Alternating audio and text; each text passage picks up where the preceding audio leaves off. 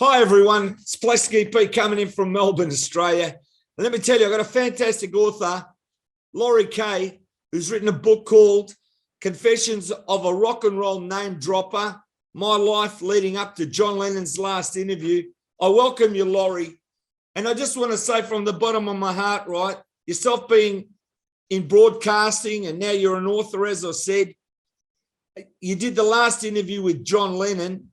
I want to get into it, but of course, you know that John Lennon basically has affected the whole world because he's passing every day. There's not a day, even myself, I don't think of John Lennon. He's got so many people in the world that love the man, that love his music, that love his legacy. And I mean, for you to be there the last day before he passed, I mean, it's a big, to me, it's like a real emotional, how can I say, a weight on your back. Would you describe it like that? This is something that you have to live with every day?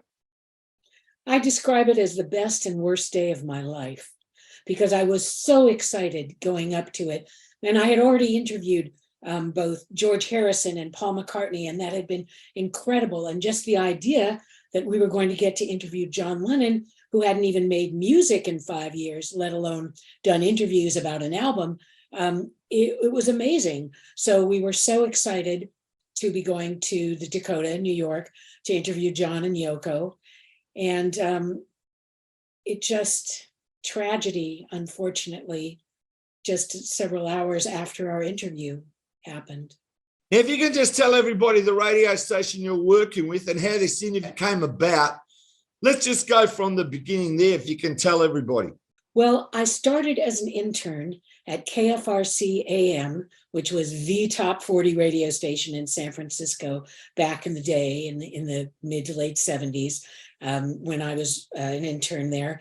And I basically dropped out of college so I could, instead of continuing to go to journalism school, so I could instead get a job at KFRC, which I did. I was hired as the news editor in their newsroom, which was wonderful. But as a sideline, what I really wanted to do was be involved in music-related programming as well. And fortunately, the music director, which he was at the time, Dave Sholin, was impressed by my ability to write and to interview, and gave me the opportunity to write what became the longest American radio special about the Beatles, which originally was called RKO Presents the Beatles, even though I'd already come up with another title, The Beatles from Liverpool to Legend. And when it was syndicated and we expanded it 15 and then 17 hours, that's what it was called. So for me, being barely 21 and being able to write that show was amazing, and doing all these interviews. And then afterwards, I was writing a special called The Top 100 of the 70s, which the best music of the decade was in, and that allowed me to do so many more interviews as well as all the radio specials.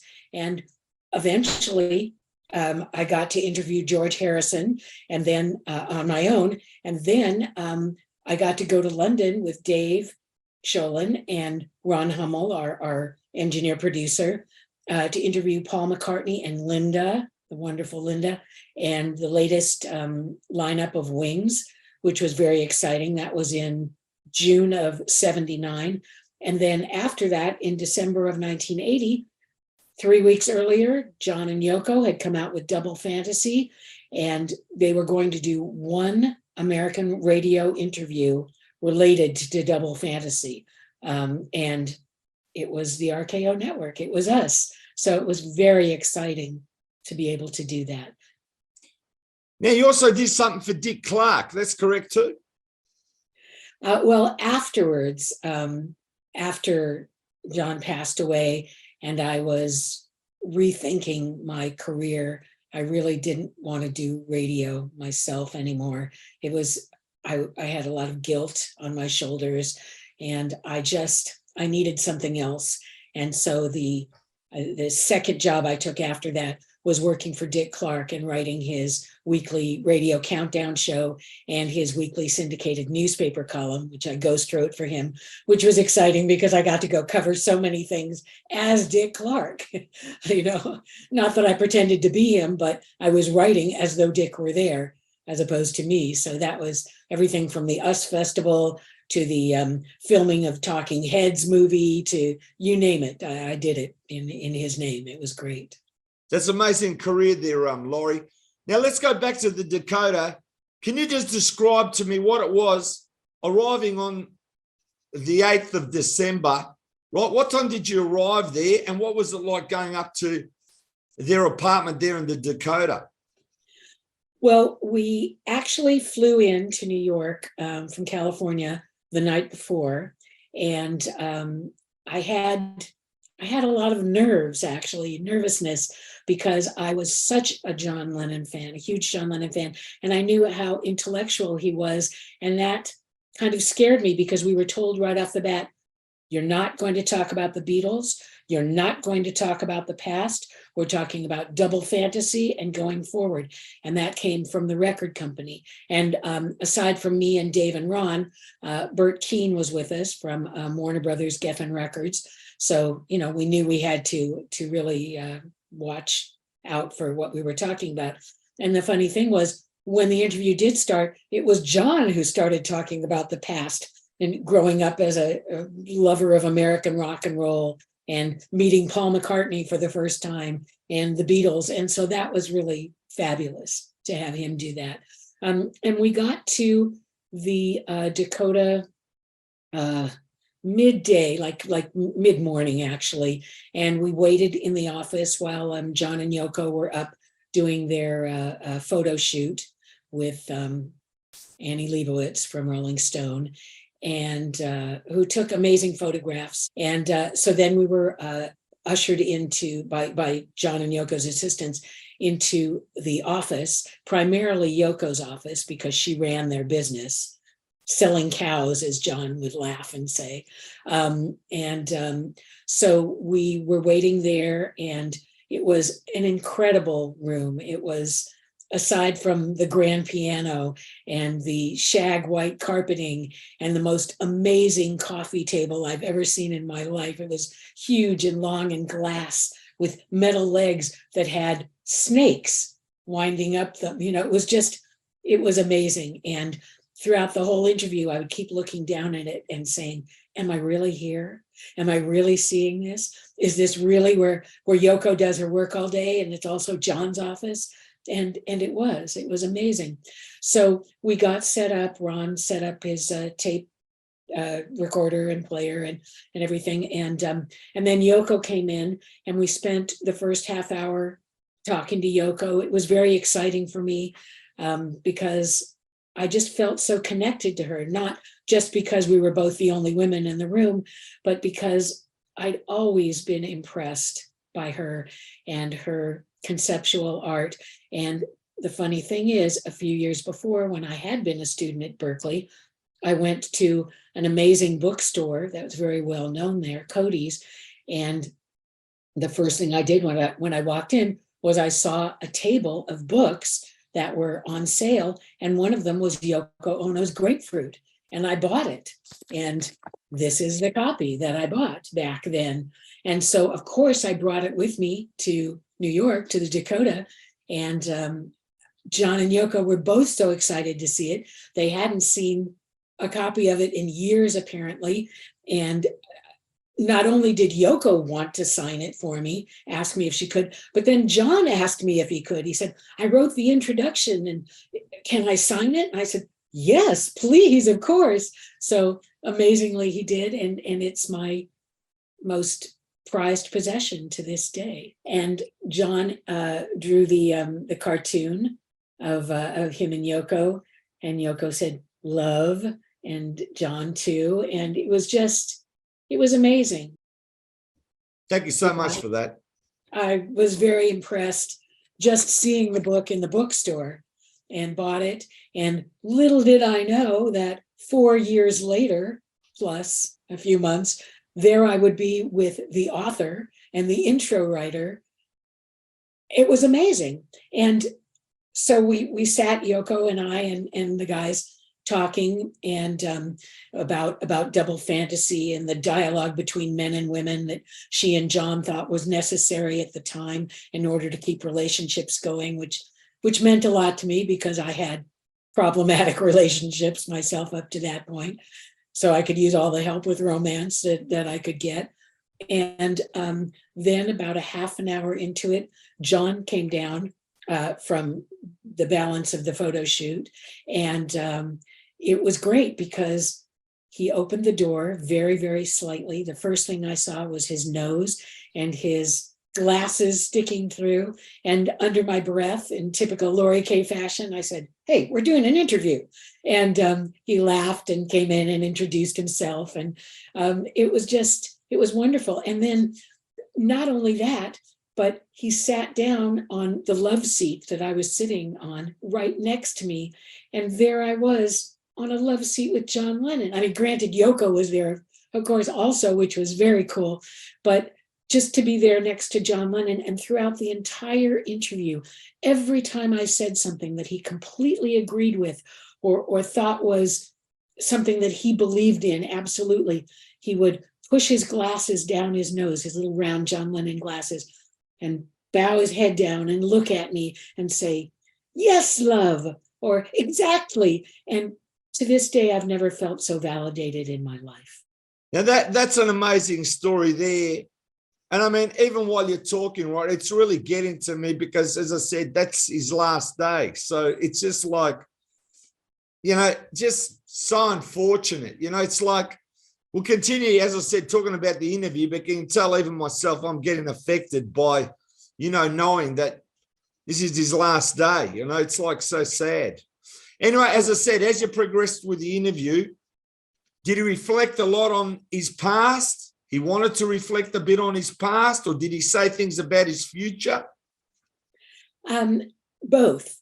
And the funny thing is, when the interview started, our record company guy, Bert Keane, who was the only one of us there, aside from John and Yoko, who had a child, also a 5-year-old son, immediately wanted to ask about raising Sean and how John spent his day. And to be honest, I couldn't relate to it that much because I was not in a relationship, let alone had any children. So, after John had been talking for a while, he absolutely said exactly what I was thinking, which was, "Hey, are we here to talk about child rearing, or are we talking about music?" And I laughed and I said, "Yeah, tell me, how did you get the urge to all of a sudden start making music again?" And before he told the story, he actually said, "Well, it was like I was possessed." And I said, "Oh, you were possessed?" And he said, "Yes, I was possessed by this rock and roll devil." And he was laughing, and, he was just so funny. And as I was laughing, he said, "Pardon the expression, but it was a diarrhea of creativity," which is exactly what it was, because by the time they went into the studio, instead of having just the amount of songs for one album, they had 22 songs to record. And they did. I think they only ended up using 14 of them on the first album. So I have their second album. And then they had half of a third album practically ready to go too. Did he say anything about returning to England or anything at any point? No, he didn't talk about that, or we didn't ask either. But he did talk about, we did ask if he was planning on touring. And he said, "Well, to be honest, before I do something like that and take all these expensive session musicians on the road, what I really want to do is put out more records, because that way we don't just sing one of them, we have a lot more to do." And he joked about what he didn't want to do during a tour or live show, which was sing Yesterday or any Beatles songs necessarily. But he was saying that in a very funny way. So, I understood that what he wanted to do, as he said, was he wanted to be with Yoko and have a great time. And the fascinating thing to me was, this was almost exactly what Paul McCartney had said over a year before, when he was talking about, of course, he wanted to be on tour with his best friend, who was his wife, the lovely Linda. So, they were very much alike. I totally get it, because the guys grew up together. You know what I'm saying? They were the Beatles. They stuck it out from the start to the end, and they matured, and how can I say, from young men, they grew more older. And of course, nothing lasts forever. So I can appreciate that they went their separate ways. One got married, Paul got married, John got married. They did things with their wives. I can appreciate it. And you've got to understand the pressure that the Beatles had from the start. This is important. When they first started to take off, they copped a lot of slack from a lot of people at the beginning from the success, saying, when is the bubble going to burst? And I thought that was very unfair on the Beatles in the early years, because they're making it. They're becoming a world phenomenon, but all the press were asking them is when the bubble's going to burst. And they just made like this wall where they wouldn't allow the press to penetrate it. And they just continued going on their journey and didn't pay any attention to when the bubble was going to burst. And even today, they're the biggest #1 band still in the world. It's unbelievable. The Beatles, the journey, it never ends. One of the other amazing interviews that I was able to do was with George Martin when his autobiography came out, and hearing him talk about discovering the Beatles thanks to Brian Epstein, and not being sure, listening to the tape, that there was anything that he wanted to be a part of. But he said, yeah, we'll have them meet me in the studio, have them come out from Liverpool, and we'll see. And they did, and they clicked, and there it went from there, and all up until, the very last albums. And I quote the George Martin interview as well in my book a lot, because he was amazing. He was absolutely a wonderful producer, and just his view of the Beatles and the whole era was fascinating. Now, when you were interviewing John Lennon, I take it was an audio interview, but obviously you must have taken a lot of photos, or someone took photos of you there together with John and Yoko?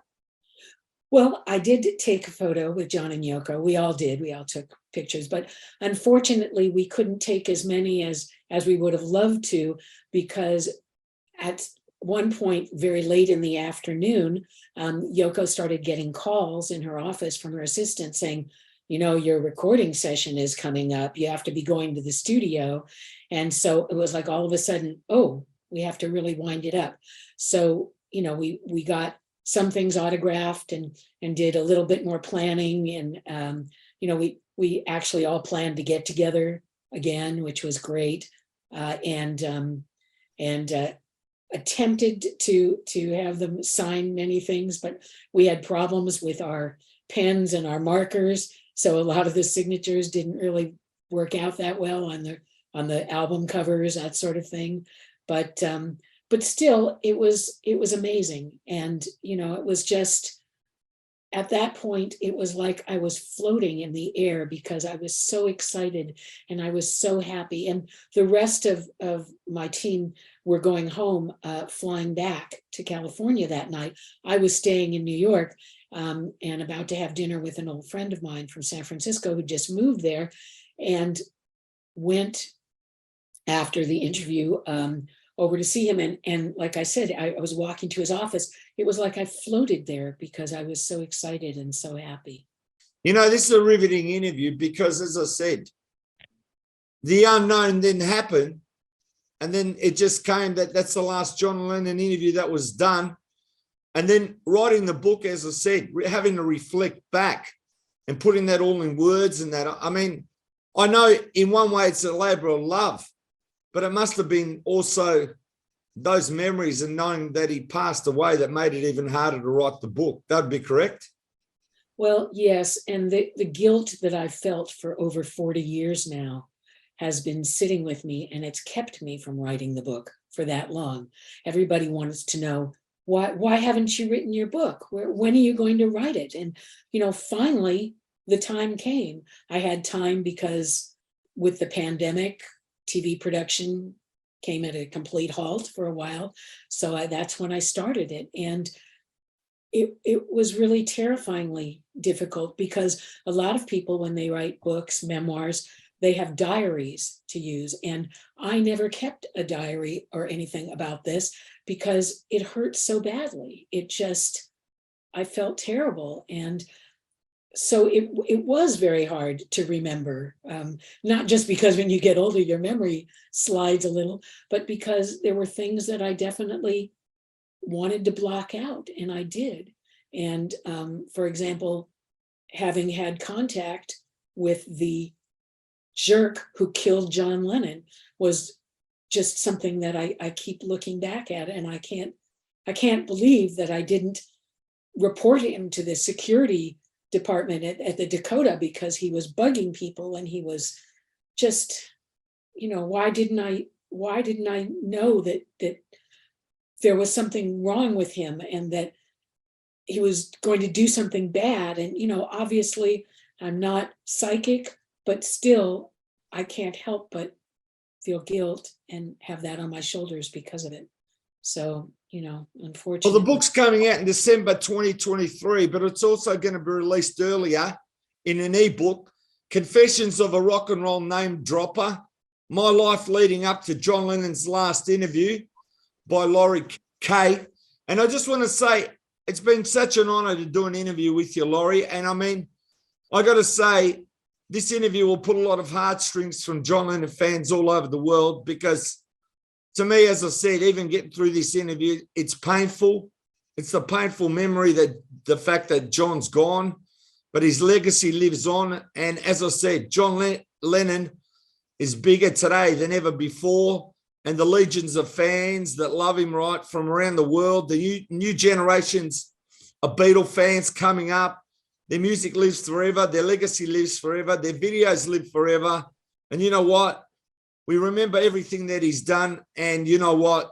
It just comes down to the world loves John Lennon. I want to thank you so much for the interview, because, it just pulls my heartstrings just doing it even now, thinking about it. Well, thank you. And what pulls my heartstrings is thinking about Yoko and thinking about Sean Lennon and thinking about Julian Lennon. And so when I have the opportunity to talk about it, I feel like I'm letting them know how much that day meant to me and how much I think of them and have thought of them every day since. I thank you so much, Laurie. Thank you. My pleasure.